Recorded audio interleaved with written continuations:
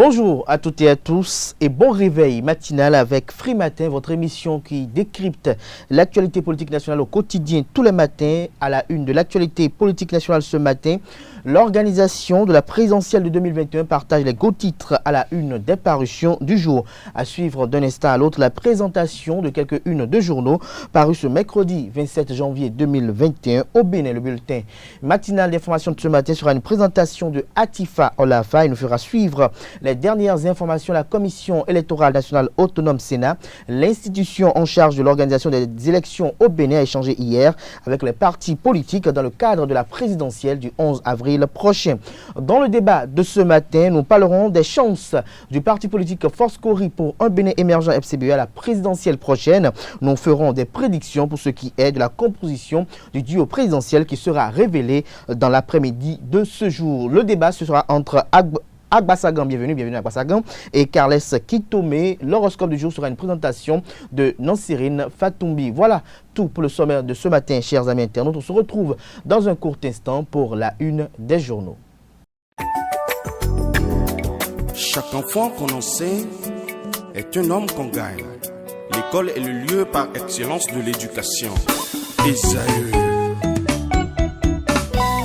Étudiants, étudiantes, nouveaux bacheliers, parents d'élèves, une raison de plus pour choisir l'excellence. Et oui, bénéficier des demi-bourses et de réductions de scolarité à ESAE. Payer 250 000 au lieu de 500 000 en licence 1, 2 et 3 sciences juridiques, économiques, de gestion et en journalisme. Et pour les 100 premières inscriptions en administration des finances et administration générale, bénéficier d'une réduction et payer 400 000 au lieu de 500 000. En master 1 et 2, 500 000 au lieu de 800 000 en administration des affaires, 600 000 au lieu d'1 million en journalisme. Faites partie des 100 premiers inscrits en administration des finances et administration générale pour bénéficier de la réduction. Payez 800 000 au lieu d'1 million. À ESAE Cotonou et Parakou, la rentrée est effective. Le dossier d'inscription est disponible en téléchargement à l'adresse suivante www.esae.bj/ESAE 2019 ou renseignez-vous à ESAE Cotonou au 96 80 55 11 98 98 14 00 90 93 65 21 à ESAE Parakou au 96 68 16 14 97 77 51 47 à ESAE, l'épanouissement et le développement est au cœur de notre succès.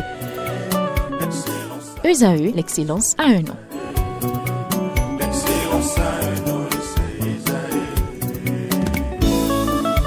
La rumba, c'est la musique des sages. Et Esaü, c'est l'école des sages.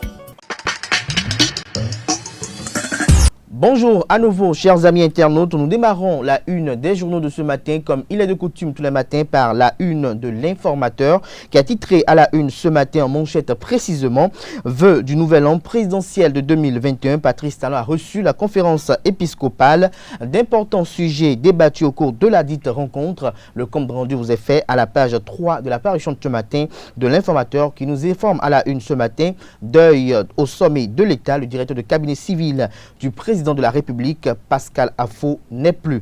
Toujours à la une de l'Informateur de ce matin, présidentielle du 11 avril prochain, la Commission électorale nationale autonome Sénat dicte les responsabilités aux partis politiques, lesquelles recommandations sont publiées à la une, dans les colonnes de la parution de ce matin de l'Informateur. Nous restons toujours à la une de l'Informateur de ce matin. Choix de candidats pour la présidentielle prochaine. Le Parti de Renouveau démocratique PRD penche pour Talon, mais se décidera le 6 février prochain. L'oreille droite de la une de ce matin de l'Informateur vous invite à découvrir dans les colonnes de sa parution du jour le journal École produit par les étudiants en journalisme à l'École supérieure d'administration d'économie de journalisme et des métiers de l'audiovisuel ESAE. Fraternité en manchette ce matin. Vote électronique lors des élections professionnelles, de bonnes perspectives pour la modernisation des scrutins au Bénin. Nous restons toujours à la une de Fraternité de ce matin. Partenariat public-privé sur la qualité dans le secteur agricole. La CCIB fait le bilan des réalisations de la plateforme de concertation. Le compte rendu est publié à la page 2 de la parution de ce matin du Canard. Nous passons à présent au quotidien Nord Bénin qui titre à la une ce matin port de casque, la police républicaine reste aux aguets. Bénin intelligent en manchette ce matin, une liste électorale permanente informatisée, transparente et fiable. Mission accomplie pour le cadre de concertation.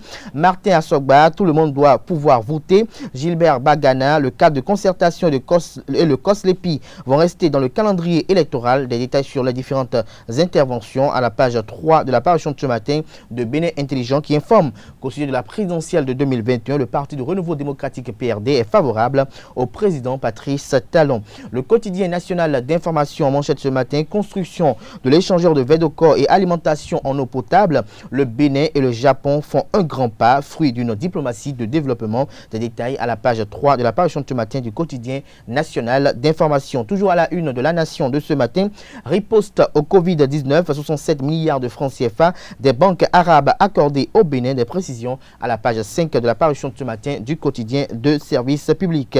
Deuil à la présidence de la République du Bénin. Pascal Afo, directeur du cabinet civil du président Talon, n'est plus, informe l'autre vision ce matin à la une. Les 4 vérités à la une ce matin, dîner de l'union de leur famille consacré par le mariage. Le couple Christelle et Gilles Marc rendent grâce à Dieu. Des détails à la page 12 de la parution de ce matin du Canard qui titre également à la une ce matin, journée internationale des douanes. La RND appelle le directeur général Saka à féliciter par un acte les meilleures unités mobilisatrices de ressources en 2020. Des détails à la page 7 de la parution de ce matin du Canal. Nous passons à présent à Fraternité, le Béninois libéré plutôt, qui a titré ce matin en manchette choix de Patrice Talon par le PRD pour être son candidat à la présidentielle prochaine. Maître Adrien Ongbédio, le symbole de la parole donnée, conclut le confrère. Toujours à la une de Le Béninois libéré de ce matin, choix à la vice-présidence. Le bloc républicain salue un pas décisif du président Patrice Talon. Matin libre, titre en manchette ce matin, élection professionnelle. La CSA Bénin décrypte le processus et parle des défis. Noël Chadaré, nous avons les résultats qu'il faut. Des détails à la page 9 de la parution de ce matin du Canard qui titre également à la une ce matin. Commissariat du 2e arrondissement de Parakou, de présumés cybercriminels interpellés. Les circonstances de leur interpellation à la page 6 de la parution de ce matin du Canard. L'Afrique en marche pour mettre un terme à la une des journaux de ce matin. Présidentielle au Bénin. Les médecins pour la visite médicale des candidats bientôt connus, des manœuvres autour de leur désignation, s'interroge le confrère. Des détails à la page 3 de sa parution de ce matin. Ce sera tout pour la présentation de quelques-unes de journaux. Les quotidiens sont disponibles dans les kiosques au prix de 300 francs CFA. Ils sont également accessibles en ligne. Nous passons à présent au bulletin matinal d'information de ce matin sur Free Matin avec Atifa Olafa. Bonjour à toutes et à tous. La Commission électorale nationale autonome Sénat a rencontré hier dans la matinée les partis politiques pour partager les informations sur le calendrier électoral, la déclaration de candidature ainsi que leur rôle pour une élection présidentielle apaisée et transparente. Première d'une série de rencontres entre l'institution électorale et les différentes parties prenantes dans l'organisation, elle s'est déroulée au champ d'oiseaux de Cotonou sous la direction du président Emmanuel Tiando. Compte rendu, c'est Ondelarius Adjagbeno. La Commission électorale nationale autonome Sénat a entretenu les partis politiques sur le contenu et le niveau d'exécution du calendrier électoral, les pièces constitutives de la déclaration de candidature, ce 26 janvier 2021 au champ d'oiseaux de Cotonou. Cette rencontre vise à partager les informations avec les divers acteurs impliqués dans le processus électoral en vue de la réussite de la présidentielle du 11 avril 2021 dans un souci de transparence et de clarté. Les chances de succès de ce processus électoral résident nécessairement dans le fait que chaque parti joue pleinement son rôle, que chaque acteur joue le rôle qui lui est dévolu par la loi. Et au nombre de ces acteurs, vous êtes des acteurs de premier plan, vous, partis politiques, puisque c'est à vous que la Constitution confère l'obligation de l'animation de la vie politique dans notre pays. Pour jouer convenablement ce rôle pendant cette période électorale, la Sénat a présenté aux représentants des formations politiques les 17 activités du calendrier électoral, puis les a rappelé leur rôle et responsabilité dans le bon déroulement du scrutin. Nous avons attiré leur attention sur le fait que la paix est un élément essentiel qui doit caractériser la campagne. Les propos qu'ils doivent tenir doivent s'inscrire dans le cadre de la protection des droits fondamentaux de la personne, des citoyens. Ils doivent en outre défendre la démocratie dans le cadre de la campagne. Défendre la démocratie, sensibiliser leurs militants à promouvoir les valeurs républicaines, la laïcité de l'État, proscrire l'ethnocentrisme, le régionalisme et toutes les pratiques qui peuvent concourir à la division et donc promouvoir la cohésion nationale et la paix. Les participants ont suivi avec intérêt les communications. Ils ont relevé des zones d'ombre, mais aussi et surtout formulé des recommandations à l'égard des commissaires en vue du succès du processus électoral. C'est nous qui donnons les grandes orientations, les grandes perceptions du peuple à travers ce que nous disons. C'est pour cela la deuxième communication m'a vraiment intéressé. Et je voudrais que certains points forts de cette communication fassent l'objet de spots publicitaires, pourquoi pas, afin que lorsque déjà le cadre politique s'adresse à la population, que cette population puisse le juger à travers les principes même de la démocratie. Après les partis politiques, la Sénat va faire le même exercice avec les organisations de la société civile et les autres institutions de la République impliquées dans le processus électoral. Quelles sont les conditions à remplir pour être candidat à la 7e élection présidentielle à l'ère du renouveau démocratique au Bénin? Le directeur technique de la Sénat, Rufin Domingo, dévoile les pièces constitutives de la déclaration de candidature. Il y a ce qu'on appelle les pièces communes qui sont valables pour le duo président de la République, vice-président de la République, et les pièces individuelles que chaque candidat devra produire. Donc au niveau des pièces communes, nous en avons 3. Et au niveau des pièces individuelles, nous en avons 7. Ces pièces sont extraites du code électoral. Alors au niveau des pièces communes, il y en a 3 comme je disais. La première pièce commune, c'est la déclaration de candidature, qui mentionne nom, prénom, lieu de naissance, sexe, etc. du duo.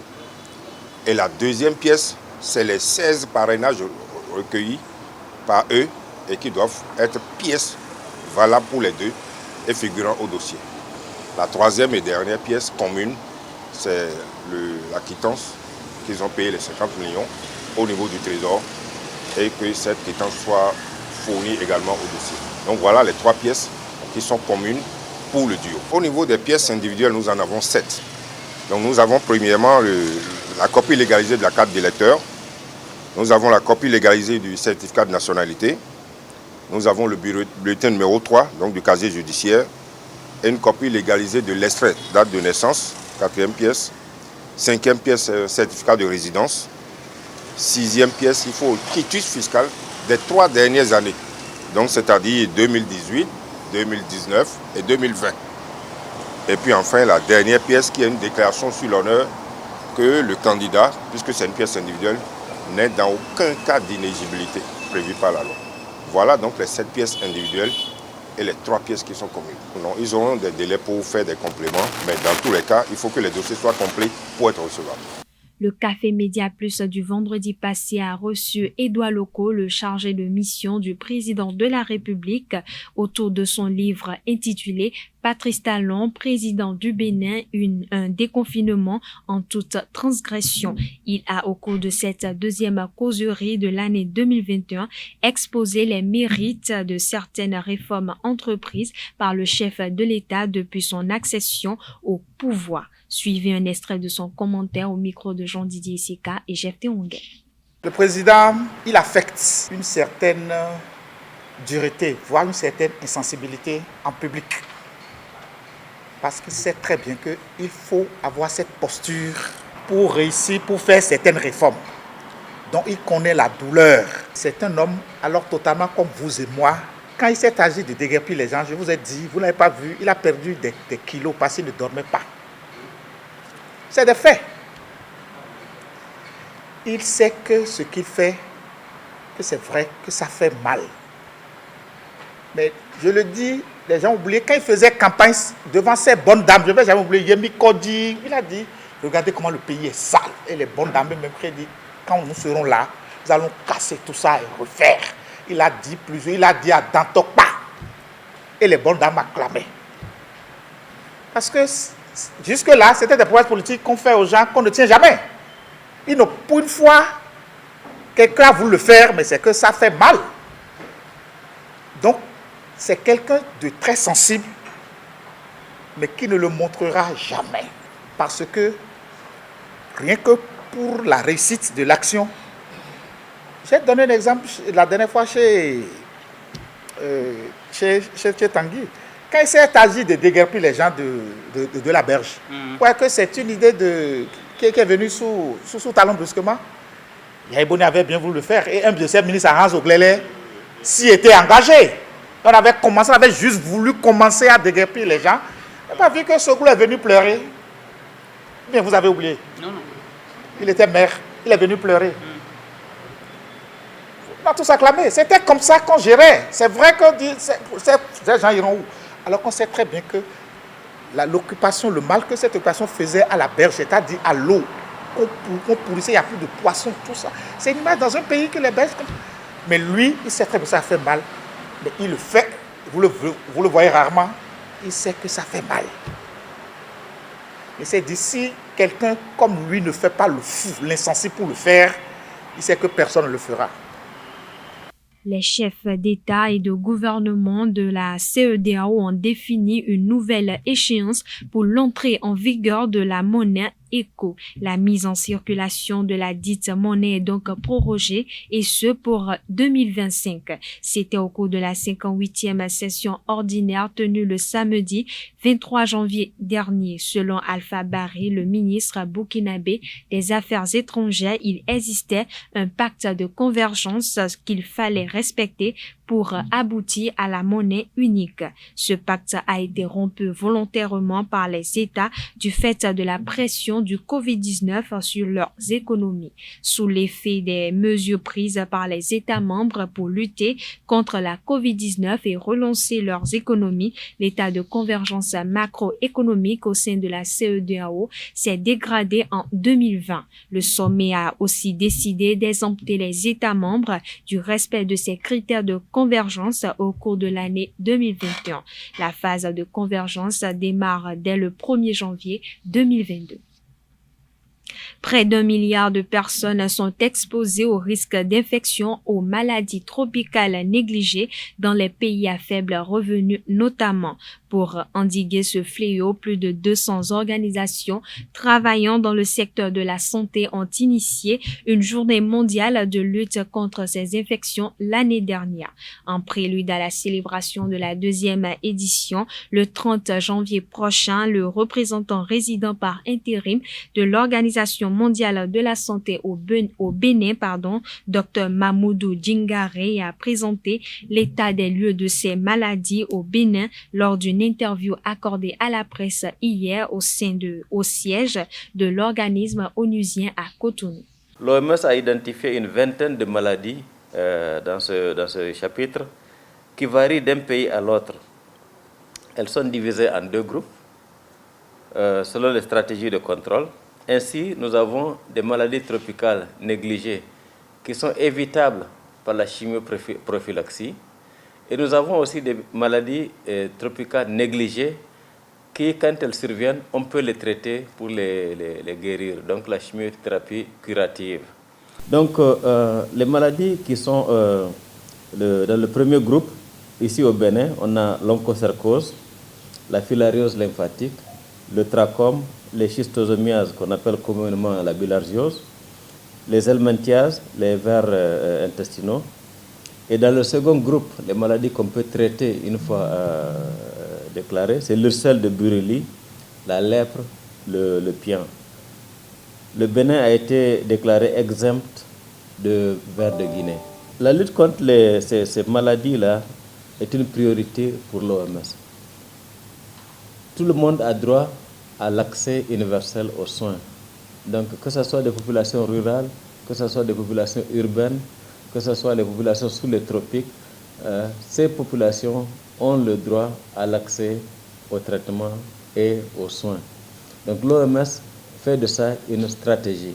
Donc, les maladies tropicales négligées, comme les autres maladies, sont une priorité pour l'OMS. Je voudrais d'abord remercier les autorités du Bénin pour tout l'effort que nous n'ont cessé de consentir pour la lutte contre les maladies tropicales négligées en particulier et pour la santé des populations béninoises en général.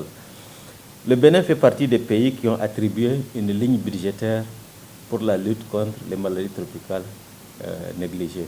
Nous saluons cette initiative et nous demandons encore au Bénin de continuer à soutenir cette ligne pour que les maladies tropicales négligées ne soient pas une fatalité et qu'on puisse leur accorder l'importance que cela mérite au niveau du Bénin. Intitulée MTN Jour, la journée mondiale de lutte contre les maladies tropicales négligées a reçu l'onction de l'OMS en attendant son institutionnalisation. La représentation de l'organisme onusien au Bénin œuvre aux côtés des autorités sanitaires béninoises pour l'éradication de ces infections qui touchent surtout les populations les plus pauvres. Le docteur Mamoudou Djingare lève un coin de voile sur les actions menées et félicite l'État béninois pour les efforts consentis. Propos recueillis par cet Ondélarius Adjagbeno, chef Terungue. L'OMS a beaucoup travaillé avec les autorités nationales autour de plusieurs axes. L'OMS a appuyé le Bénin tant techniquement que financièrement pour l'élaboration de son plan stratégique pour l'élimination de ces maladies tropicales négligées. Et ce plan-là est décliné chaque année en plan opérationnel. L'OMS, avec l'ensemble des partenaires, notamment certaines ONG qui travaillent ici au Bénin, le système des Nations Unies et la société civile, s'assure de la disponibilité des médicaments ici au Bénin et de leur distribution par des campagnes de distribution gratuite. La lutte contre ces maladies tropicales négligées est multisectorielle. Elle fait appel à plusieurs autres secteurs avec lesquels l'OMS travaille en collaboration avec le gouvernement du Bénin pour pouvoir lutter contre ces maladies. L'OMS réalise aussi des enquêtes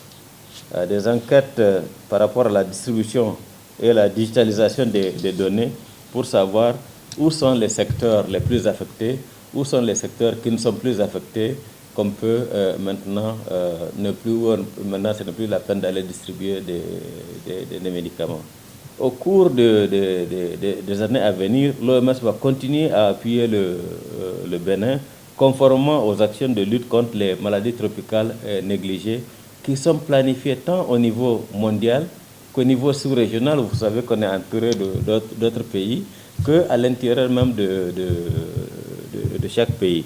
De façon spécifique, l'OMS va appuyer le plan d'action 2021-2025 du Bénin qui suivra l'évolution pour l'élimination de la trypanosomiase humaine africaine. Comme vous le savez, il y a un pays voisin, le Togo en l'occurrence, qui a éliminé la trypanosomiase humaine africaine et le Bénin est dans la même voie. On est en train de travailler avec les autorités nationales du Bénin pour pouvoir finaliser le dossier et déclarer le Bénin pays où la trypanosomiase humaine africaine a été éliminée, c'est-à-dire a été réduit à un niveau si bas que ça ne constitue plus un problème de santé publique pour les populations béninoises.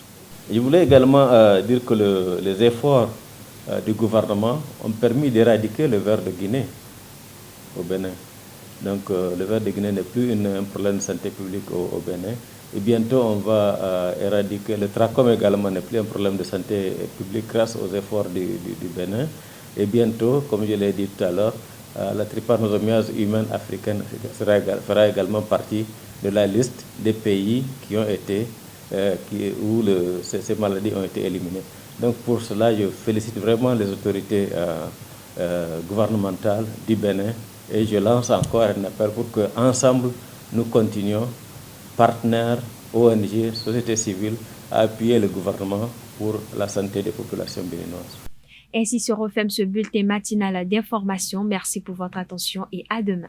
Merci à vous, Atifa Olafa, pour la présentation de ce bulletin matinal d'information. On retrouve à 19h Anifat Boukari pour la grande édition du journal télévisé sur Ezaï TV. Place à présent au débat sur Free Matin.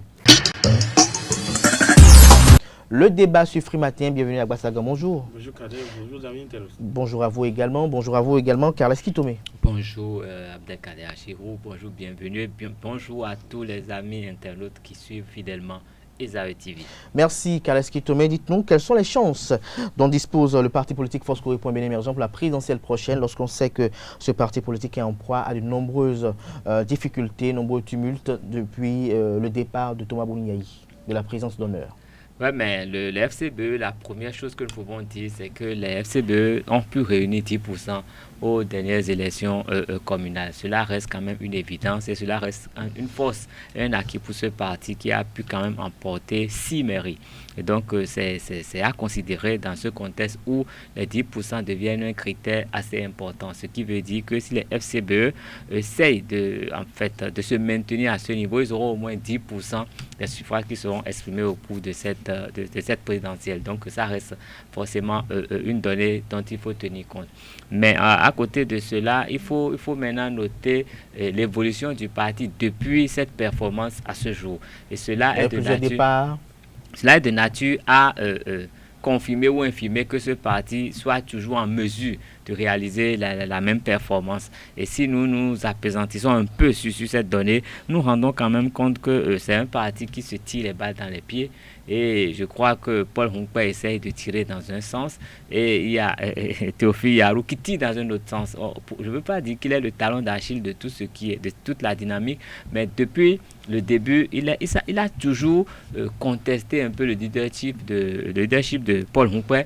Il l'a toujours contredit en toutes circonstances et ce qui fait que ce parti a toujours parlé de 2 voix différentes. Et aujourd'hui, il continue avec la même démarche parce que après avoir rempli les conditions pour être lui-même candidat à la candidature de son parti, il monte maintenant au créneau pour demander à ce parti de renoncer à la participation à cette présidentielle. Et c'est un peu comme ce que le président Boni Yayi avait fait à la veille des communales. Il était un soutien et puis à la veille du scrutin, il dit que rien ne l'engageait. Il s'est désengagé complètement, ce qui a fragilisé ce parti. Sinon, ce parti aurait même pu réaliser un meilleur score. Et si aujourd'hui, Théophile Yarou, qui n'est pas parti avec les démocrates, qui est là, fait la même chose, il est en train d'émietter davantage les chances de ce parti.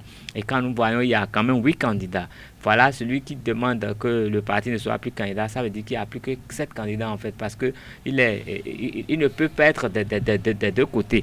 Et quand nous observons tous les noms qui sont là, je crois que peut-être le duo qui est annoncé, ce que les indiscrétions nous confirment entre Paul Hongpa et Alassane Soumanou Djemba, pourrait quand même réaliser un score parce que nous reconnaissons que Paul Hongpa a été maire de la commune de Bopa avant d'être ministre de la Culture et il est resté, depuis qu'il a été maire, il est resté quand même dans un courant politique, il est resté fidèle à lui, même si nous pouvons le dire comme ça. Et Alassane Soumanou Djemba n'est pas n'importe qui dans son fief. Dans le septentrion en général. Dans sa circonscription électorale, il demeure quand même un poids politique et je crois que ces deux-là ensemble, s'ils ont le soutien des autres, ils pourraient dépasser les 20%, ils pourraient faire un bon score, ils pourraient avoir vraiment une chance évidente à Monnaie. À Monnaie Djemba, le Gatiri national. Bienvenue à Gbassagan, FCBE à la présidentielle prochaine, lequel parti politique a enregistré même récemment de nouvelles démissions. Est-ce que vous pensez que le parti politique pourra maintenir les mêmes performances ou même aller au-delà des performances des communales de 2020? Il faudrait dire qu'il ne faut pas voir l'épreuve dans laquelle se retrouve aujourd'hui le parti Force Corée pour un Bénin émergent. Ce qu'il faudrait préciser, c'est que quand l'or ne passe pas par le feu, ça ne devient pas or. Vous comprenez un peu. Et si à un moment donné, c'est-à-dire une association ou bien un mouvement, un parti politique ne connaît pas des périodes de tumulte, ne connaît pas des périodes d'épreuve, on ne sait pas qui est qui. Ça permet aussi de faire le ménage. Vous savez, la façon dont, en tout cas aujourd'hui, on parle de Foscori pour un Bénin émergent, a dit que quand vous analysez très bien, ce parti politique est en train de retrouver, ou bien en quête de repères aujourd'hui. Et donc, dans ça, chacun veut s'affirmer réellement. Parce qu'il y a une aubaine pour ce parti-là, vous savez, puisque ce parti veut participer à l'élection présidentielle. Au départ, puisque bientôt, on pourra désigner le chef de file de l'opposition. Et à l'époque, le seul parti de l'opposition qui a pu participer aux élections, et on a vu le score qui a été réalisé, c'est aujourd'hui la Foscori pour un Bénin émergent. Alors, quand vous analysez, s'ils arrivaient, les membres de ce parti, aujourd'hui, former un duo, loin de tout guéguerre, loin de toute guéguerre du moins, vous allez remarquer que nécessairement, plus tard demain, ça serait bénéfique pour eux. C'est vrai que lorsque nous faisons une analyse de loin sans aller sur le terrain, vous allez remarquer que les Foscori pour un Bénin émergent, la Foscori pour un Bénin émergent n'a pas une chance réelle par rapport, c'est-à-dire pour se retrouver en tant que président de la République. Vous comprenez que les membres se retrouvent président de la République, mais ce qui a lieu de faire, c'est que c'est plus tard. On va voir leur participation. C'est ce qui est l'avantage. Et donc, si aujourd'hui, entre eux, ils ne se bousculent pas pour que quelqu'un soit un membre influent, un membre phare en réalité de ce parti politique-là, lui va bénéficier des avantages. C'est pour ça que je dis, en réalité, vous savez, les gens se mettent dans un parti politique dans l'intention d'avoir quelque chose, mais pas en suivant l'idéologie. Parce qu'on sait que quand moi je serai donc devant, les avantages, les retombées qu'il aurait en son temps, c'est moi qui pourrais bénéficier de cela. C'est la guerre du leadership politique qui se pose aujourd'hui au niveau de ce parti politique. Parce que demain, lorsque les membres de ce parti vont participer à l'élection présidentielle, c'est des points qu'ils sont en train d'engranger pour nécessairement se retrouver comme membre influent de l'opposition, pourquoi pas chef de file de l'opposition, parce que les autres partis qui sont, en tout cas je parlerai des démocrates, qui est un parti né tout récemment, mais qui est en train donc de travailler minutieusement pour pouvoir donc adopter la politique de la chaise vide. C'est-à-dire que quand vous analysez tout ça, il faudrait que ça bouscule de l'autre côté. Donc c'est normal que les choses se bousculent, mais quand ils vont faire ça, c'est celui qui va gagner après de rudes batailles qui aura l'avantage. Et vous savez aussi, je l'ai dit pendant longtemps, je l'ai dit aussi sur ce plateau, que Humpé doit se faire coacher. Il faudrait le dire. Vous savez, ce qu'on appelle le charisme politique, Humpé n'a pas encore ce charisme politique-là. Permettez-moi de le dire, c'est vrai, il a été maire, il a été tout. Vous voyez, la façon dont les choses s'effectuent au niveau de ce parti politique-là, c'est comme s'il n'y a pas une organisation conséquente. C'est ce que je remarque. Peut-être que cela est la résultante peut-être des différents tumultes que le parti politique, les départs et le fait que le parti politique soit soupçonné d'être un parti politique soutenant de façon, je dirais, officieuse le régime Talon. Oui, mais vous savez, au Cameroun, les gens ont l'habitude de dire que c'est le pouvoir qui fabrique l'opposition. Et cette opposition a toujours fonctionné. C'est l'intention que les gens portent aujourd'hui au Foscori pour un Bénin émergent. Mais il faut analyser les données qui sont là. Nous avons 8 candidatures qui se résument à 6, avec celui il y a Théophile Yarou qui demande qu'on n'y aille pas, et également Clément Kouchadé qui, lui, a été suspendu sur le coup d'une suspension par son parti politique. Mais les autres candidats, il y a des anciens députés, des anciens directeurs généraux qui ont forcément une certaine propension, qui ont forcément une certaine popularité. Les divisions sont là, mais quand ils vont s'entendre, je crois que ça va faire fort. Dans la mesure où, quand nous regardons sur l'échiquier national aujourd'hui, c'est le seul parti de l'opposition qui est debout. Les démocrates sont là, mais ils n'ont pas 10%, ils n'ont encore rien affirmé sur la scène politique. Et si éventuellement ils boycottaient cette élection, ça c'est donner toutes les chances au FCBE qui pourrait même se retrouver avec un très très très bon score, je le pense, parce que même ceux qui sont aujourd'hui les paysans de Boni Yahi, qui se réclament démocrates, s'ils ne sont pas là, tous ceux-là qui ne soutiennent pas forcément le président Talon vont se rabattre sur le FCBE parce que ce serait le moins de mal pour eux. Et donc, les forces sont tellement fortes aujourd'hui et je pense que c'est le moment de s'entendre. C'est le moment de ne pas faire ce qui s'est passé avec des communales. C'est le moment d'adopter une certaine stratégie. C'est le moment de savoir que c'est ensemble qu'on est fort. Et c'est le moment de faire des propositions aux Béninois pour que les Béninois sachent que c'est quand même un parti politique qui est vraiment... Ils sont en présence d'un vrai parti politique et non d'un parti qui est taxé de tous les mots qu'on a. Mais aujourd'hui, celui qui est là, Paul Humpé, c'est lui qui a quand même, il a fait tout le sale boulot. Quand personne n'en voulait, quand tout le monde jetait FCBE en pâture, quand on tuait FCBE, lui il a porté FCBE, il a relevé FCBE de ses cendres, il est allé chercher ce récépissé là. Personne n'en voulait, il est allé rechercher ce récépissé. Ce récépissé est devenu la pièce d'or que tout le monde a recherché. Il n'a pas voulu donner le récépissé, tout le monde lui a fait dos. Mais aujourd'hui, il a permis au parti d'être debout. Donc, quel que soit son profil, c'est lui aujourd'hui, c'est lui qui a fait le boulot. Donc, et c'est normal qu'il veuille profiter des fruits, des premiers fruits. Mais il faudrait après une bonne restructuration de ce parti. Parce que je l'ai dit toujours, à la fin du président Kérékou, nous avons vu l'UBF, l'Union du Bénin du futur, qui s'est mis en lambeaux, qui est parti. Nous avons vu après le président Soglo la renaissance du Bénin qui est en train de mourir complètement aujourd'hui. Et les FCBE sont un peu sur la même pente, à moins que les gens arrivent à faire l'union autour de ce qui est. Et qu'en sera-t-il demain des autres partis politiques? Les gens, ils viennent quand il faut bouffer, mais ils n'ont pas de la mémoire, il n'y a pas d'idéologie, il n'y a pas de philosophie. C'est pour cette raison que ça ne tient pas. Mais aujourd'hui, je pense qu'avec les FCBE, ils peuvent quand même s'arranger pour être debout, pour ne pas faire comme tous les autres partis qui naissent au gré des intérêts qui disparaissent, parce que ça ne nous avance à rien. Ça nous avance à rien. Alors dites-nous, quel pourrait être selon vous le duo présidentiel? C'est vrai qu'il est prévu que ce duo soit révélé au public dans la journée de ce jour, mais selon vous, quel pourrait être le duo qui fera... C'est pas demain le 28, c'est le 28. Non, ils ont prévu aujourd'hui. Ah d'accord.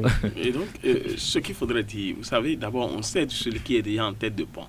Il faut pas le nier. Vous savez, Karl l'a dit tout à l'heure, c'est ça qui forge le caractère aujourd'hui de Humpé. C'est ce que je disais. Vous n'avez pas peut-être compris ce que je disais en parlant du charisme de Humpé. Vous savez, tous ces événements-là vont l'amener à s'aguerrir à un moment donné.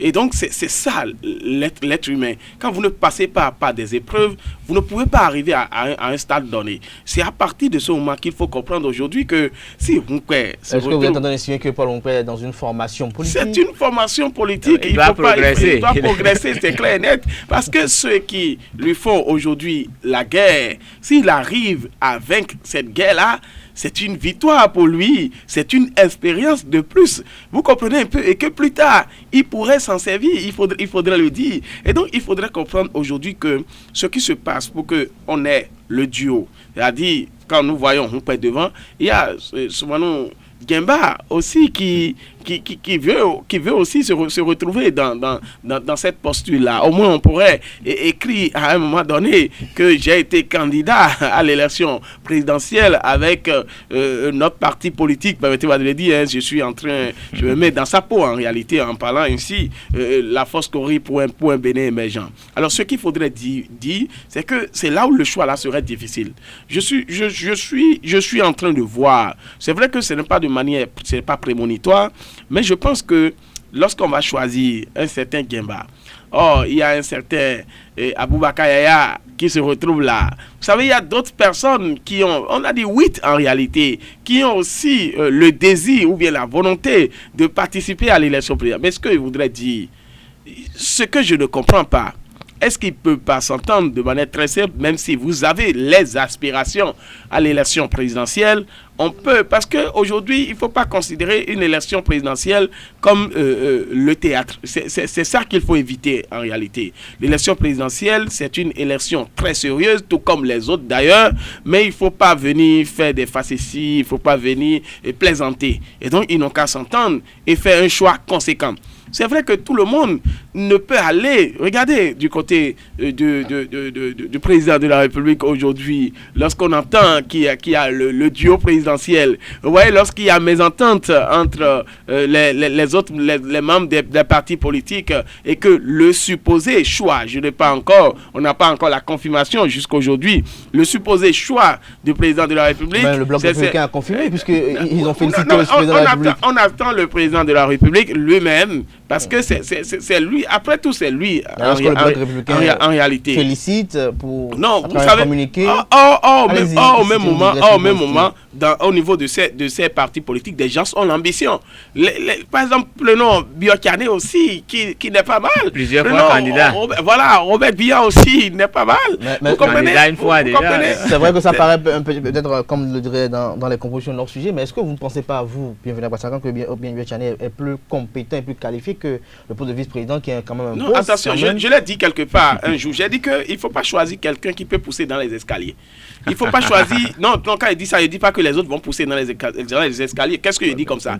Il faut prendre quelqu'un qui n'a pas d'ambition politique. Non, vous savez, il faut prendre... ambitions. Je l'ai dit, il faut prendre quelqu'un qui n'a pas d'ambition politique. Et je l'ai dit que si on n'arrive pas, si ces éléments-là n'arrivent pas à s'entendre, il faut chercher une compétence extérieure. Vous savez, celle dont on parle aujourd'hui, vous savez, on connaît comment elle est arrivée sur la scène politique. C'est pourquoi il faut comprendre, il faut voir l'ambition de la personne. Sinon, ça peut arriver. Vous savez, l'être humain est versatile et ondoyant. Et donc, l'ambition peut arriver à tout moment. Et on peut vouloir faire du mal à autrui parce que l'essentiel, on dira que c'est le pouvoir. C'est pour ça même dans ce choix de duo, même là, parce qu'il y a des avantages qui vont venir plus tard. Et donc, le duo qui va rester avec Rumpé sera peut-être quelqu'un avec qui il y a assez d'entente. Il faudra le dire. Vous savez que Yahoo, avec lui, ça ne va pas du tout. Et Yahoo qui demande à ce que le parti recule par rapport à l'élection présidentielle, ce que je n'arrive pas à comprendre. Je ne sais pas pourquoi il le dit de cette façon. Je ne suis pas dans le secret des dieux. Et donc, ce qu'il faudra dire, l'essentiel est qu'il y a des gens qui veulent aller à ces élections, qu'ils aient de l'entente et qu'ils prennent les compétences, qu'ils ne choisissent pas pour choisir, qu'ils ne choisissent pas à la tête du client. Ils n'ont qu'à choisir celui qui mérite d'être le duo avec lui. Mais celui que moi je vois, en tout cas jusque-là, c'est Gemba qui peut au moins... Vous savez, en tant que ministre de l'enseignement, on a vu le management, la maestria avec laquelle il a géré les choses. Et donc si aujourd'hui, je l'ai suivi une fois... Ça fait longtemps qu'il est dans les sérails politiques depuis le président. C'est un vieux de la vieille, je dirais. Un vieux de la vieille, donc qui a de la matière qu'on peut donc mettre à côté de Rumpé. Et ça aussi, c'est un poids pour Rumpé, il faut le dire. C'est un poids pour Rumpé. Quel est votre commentaire de fin? Ouais, mais je dirais seulement que vivement que les forces Kori pour un Bénin émergent s'entendent, adoptent une stratégie et qu'ils aillent déjà à la conquête du pouvoir en allant à la rencontre des populations. Parce que plus tôt ils le feront, mieux ça leur permettra d'avoir un bon... Merci à vous, Carles Kitome. Merci à vous. Bienvenue à Bassagan pour ces échanges assez riches, chers amis internautes. Bonne journée à toutes et à tous. Ainsi prend fin Free Matin de ce matin.